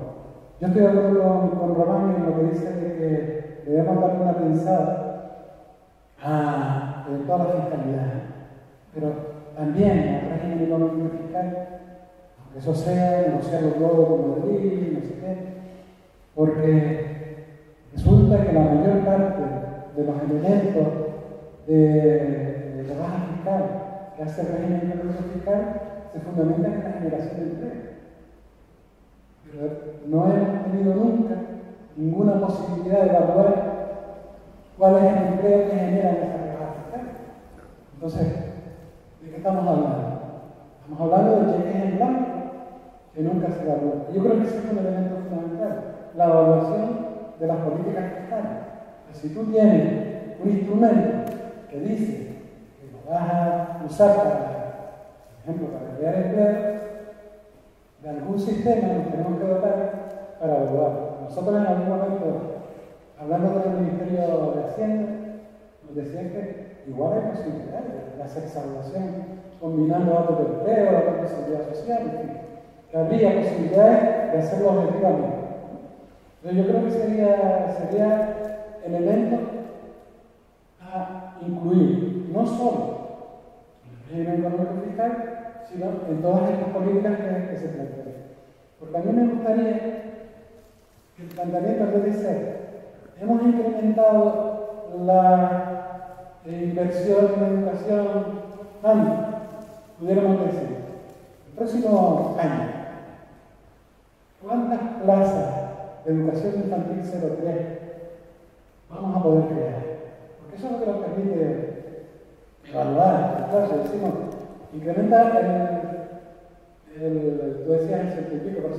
Si tenemos €1, pasamos a 2, 100%.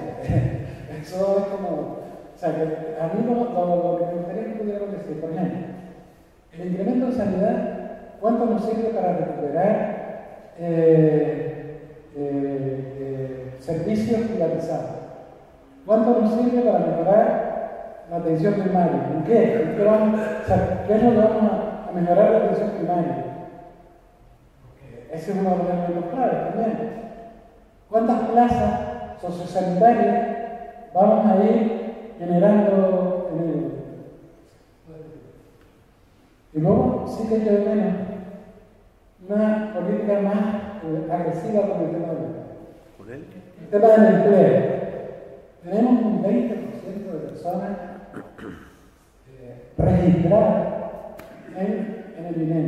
Un 20% no nos podemos acostumbrar a eso. No puede ser. O sea, ya nos parecía, cuando era el 10%, que decíamos que teníamos 7% más que el resto del Estado, nos parecía una exageración. Tengo la impresión de que nos estamos acomodando a ese 20%, me parece que es una cifra natural. Esto en países sudamericanos está generando revueltas sociales tremendas. No sé por qué aquí no pasa, seguramente porque hay otras vías, otros mecanismos, no lo sé. Pero esto es un elemento que tendríamos que... Lo mismo con el tema de la economía sostenible. ¿Cuál es el objetivo? Estamos en el 25. El objetivo sería llegar a un 23, un 20, ¿cuál sería el objetivo para que luego, además, podamos al final de año evaluar, pero evaluar de verdad? Porque es que evaluar que se ha invertido o no se ha invertido en medicamentos es difícil para un ciudadano. Por eso, a mí me parece que la técnica presupuestaria tendría que modificarse y volver a objetivo. En vez de plantearse solo en función de las partidas, en función de los objetivos que se plantean, porque es la única manera de que la ciudadanía tenga capacidad de evaluar las políticas. Bueno, pues buenas tardes, noches ya. Bueno, antes de nada, como decía Paco Moreno al principio, de nuevo que es un salto cualitativo. Hace unos cuantos años nos reuníamos en torno a los presupuestos de Canarias. Creo que hace 3-4 años nos presentamos los presupuestos alternativos y íbamos a la presidencia y dábamos registro de entrada solicitando una reunión al presidente de gobierno o consejero, en este caso correspondiente, y no solo no nos atendía, sino que no había ninguna respuesta. Por lo tanto, es de agradecer que espero que sea, como bien dice Paco, el primer encuentro, ¿no?, con la Asamblea Popular. Antonio y María Ángel me ha quitado un par de cuestiones que iba a plantear con respecto a los 8 ejes del documento, un documento que estoy totalmente de acuerdo y comparto, porque está basado en los objetivos de desarrollo sostenible y fundamentalmente por la cuestión de la organización que representa, con el tema de favorecer el empleo y el crecimiento económico. Ya hablaron del fraude fiscal y de la economía sumergida, como ya te adelantaste, pero sí un dato que lo anoté, pero como tengo mi móvil ahí en la mesa, creo que estamos hablando de en torno a 92.000 horas extras que se hacen semanales aquí en Canarias, que supondrían crear 2.000 empleos, un dato. Creo que lo tengo anotado ahí, no te puedo dar el caso. Los 22.000, yo sé que son 7 millones. Sepáralo un poco porque yo no te entendí esto.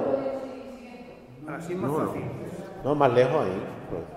Pero es que no te entendí. 92.000, creo que son 92.000, tengo el dato de la confirmo, de horas extras que se hacen semanales en Canarias. Sé que son 7 millones de horas extras en todo el territorio español, y aquí en Canarias supondría 2.000 nuevos puestos de trabajo de jornadas de 8 horas. Ya no vamos a hablar de la contratación y no sé qué, pero sí que tengo dos cuestiones. Obviamente que al máximo adelantamos varias cosas. Una es, este presupuesto ¿crees que da respuesta a las necesidades de la mayoría social de nuestra gente? Que tenemos en torno a 1/3 de personas en exclusión social, o da respuesta a eso de más de 210.000 personas desempleadas, más de la mitad que no reciben ninguna prestación, no reciben nada. Creo que por ahí hay una cuestión de la red de ciudadanía que no han comentado.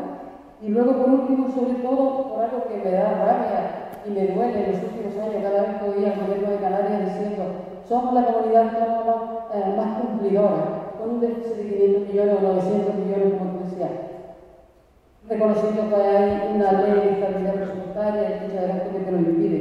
Pero me duele ver cómo tenemos ese superávit, cómo nos damos un motivo de somos la comunidad autónoma más cumplidora, y luego tenemos unos datos de desigualdad, de pobreza, que son inasumibles. Nada, agradecer que estén con nosotros.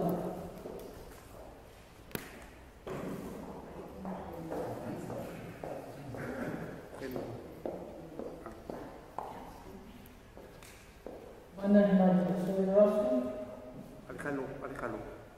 No lo acerques, lo alejas. Dejándolo para no Bien. Pues yo soy una enseñante jubilada y siempre me ha preocupado la cuestión de la enseñanza concertada. Da la casualidad que nosotros tenemos en el barrio un colegio concertado. Las niñas de ese colegio concertado van a un instituto. Entonces, lo que se comprueba es que los niños van mal. Los niños no saben leer y escribir cuando llegan al primero de bachiller. Yo no sé cómo se dan las clases en ese centro, pero desde luego la gente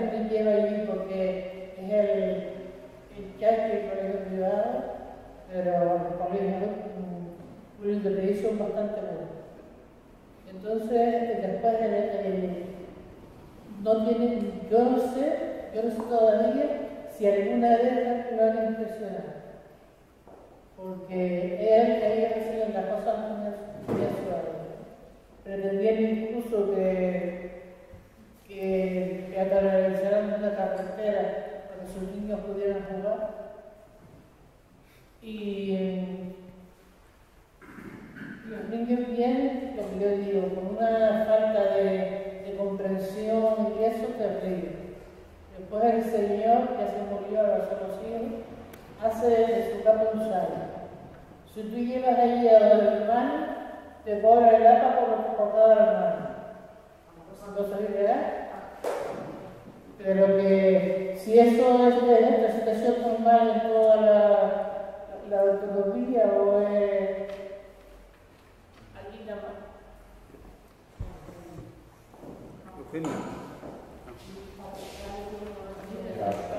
Buenas tardes, hablo en nombre de Molenbeek y María Blanca. Y sí quería hacer un llamamiento a llamar la atención. En una primera lectura de los presupuestos echamos de menos ese interés en revertir la privatización de la sanidad. ¿Por qué? No hay inversión, parece ser, en infraestructura sanitaria. Los últimos años ha predominado la inversión en infraestructura de la privada para concertar servicios que definitivamente paga la pública y que está bien. Esto lo hacemos con la lista de espera. Hablamos de la lista de espera más alta, parece, de todo el Estado. Lo que quiere decir que el sistema sanitario mixto que está implantado en Canarias está. Habrá que revertir el sistema, habrá que volver a la inversión. Los 5 millones que parece que hay de diferencia en el capítulo 1 para sanidad y educación nos parece totalmente suficiente para revertir esta situación. Más bien se trata de consolidar una situación que viene establecida y que a corto plazo, por lo menos en el próximo año, no va a dar lugar a una reversión del sistema, con lo cual seguiremos al final del próximo año con la mayor espera, con el mayor gasto en materia sanitaria y con nuestra población cada vez más. Y por otra parte, ya tenemos determinados impuestos, todo hay que decirlo. Hay un impuesto que el año pasado estuvo muy en auge, y es sobre las bebidas azucaradas, los dulces, etcétera, etcétera, que definitivamente terminan repercutiendo en el sistema sanitario porque en vano tenemos los mayores índices de obesidad, parece del Estado, y eso es debido en gran medida a este tipo de situaciones. Me gustaría saber si este gobierno tiene interés en avanzar en una sanidad pública y si de alguna forma vamos a, sobre todo, potenciar la atención primaria, que tal vez sea la salida a esta situación de enfermedad social generalizada. Vamos a dejar que responda porque hay muchas preguntas y, hombre, es que los que han repetido preguntas... Eugenio. Sí. Eugenio, que está ahí tomando nota. Bueno, yo creo que se está animando el debate, resumiendo elementos que yo tenía para segundo aparte, ¿no? El tema de la sostenibilidad y la sostenibilidad también del presupuesto, no solo de hablar. Una cosa que he hecho de menos de los presupuestos canarios es los sistemas de indicadores de calidad y de impacto de los presupuestos. Si metemos tanto en sanidad, ¿qué impacto tiene al design los sistemas de indicadores? En ese sentido, incluso sería interesante explorar hasta herramientas nuevas. O sea, la ley presupuestaria te obliga al capítulo 1, al capítulo 2, personal, etcétera, inversión. Pero nada nos impide, por ejemplo, que en cada partida podamos poner una marca de explorador de indicadores. O con una cosa tonta para que fácilmente me entienda, ¿no? Un gasto de educación que es el vigilante de seguridad que hay en la puerta, ¿no? Pero sin embargo no tiene un impacto directo sobre la educación, sobre la seguridad, que está en el presupuesto. Entonces, cuando tú rastreas, empiezas a poner indicadores dentro de cada partida relacionados con seguridad, pues resulta que hay un montón de dinero que está yendo en seguridad y ahora no se puede gestionar de otra forma, por ejemplo, a lo mejor desarrollando la base económica, ¿no? barato. O pones un indicador de seguimiento a los gastos eléctricos, por ejemplo, la factura eléctrica de la Comunidad Autónoma de Canarias, su conjunto de ayuntamientos y tal, que a lo mejor resulta que una empresa pública de paneles solares solo con el 2%, apoyando por ejemplo los paneles solares solo el 2% anual, ya supone más de un 50% del ahorro de energía para la administración pública, ¿no? Por ejemplo, si se hace un fondo soberano, por ejemplo, de paneles solares, etc. O sea que a veces, si rastreamos los distintos departamentos, podemos encontrar oportunidades de eficacia de la inversión, tanto en el ahorro como en eso. Entonces, una de las propuestas de que es la Romaria, si se veía oportuno, pues crear una especie de observatorio. Por ejemplo, la ONG donde estoy, que es la Federación Ecologista, está muy dispuesta a colaborar altruistamente, sin ningún tipo ni de gasto ni de compensación, para hacer un seguimiento y rastrear poniendo indicadores a marcas, a los distintos presupuestos y luego ver los impactos. O sea, se puede explorar cadenas que coge desde personal, inversión, y ver a dónde se puede trabajar tanto eficiencia como ahorro. Eso sería un tema de fondo, ¿no?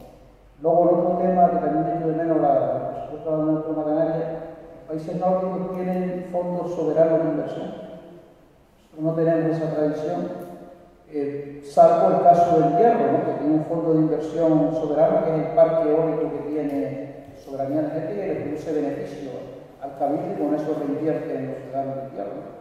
Entonces, también el tema de los fondos de inversión estratégicos de sostenibilidad, como puede ser en energía, en parques eólicos, en presencia de aprovechamiento de recursos endógenos, etc. Podría ser otra vía de sostenibilidad del sistema y ahí habría que explorar herramientas, ¿no? Y luego lo último sería la cosa que se echa de menos en los presupuestos de Canarias es el tema de la paridad territorial, el problema de la insularidad, el problema del reparto y tal. Yo siempre pongo el ejemplo de que es verdad que existe una doble insularidad a la ciudad periférica, ¿no? Pero un señor que vive en el Polvorín probablemente no tenga una doble, tiene una quinta insularidad, ¿no? En el sentido de que al final tú miras la inversión directa que tiene proporcional con un ciudadano de otra cita y es total. Entonces, ahí las poblaciones mayoritariamente concentradas están teniendo una pérdida de inversión pública real que habría que buscar mecanismos de compensación también. Y por último, el suelo rústico, el suelo productivo. Tenemos 150.000 hectáreas de suelo agrícola abandonada y tampoco se dibuja una estrategia de inversión en infraestructura, me refiero a planes hidrológicos, planes de regadío, planes estructurales que pongan en valor ese patrimonio. Y un poquito alguna de las líneas.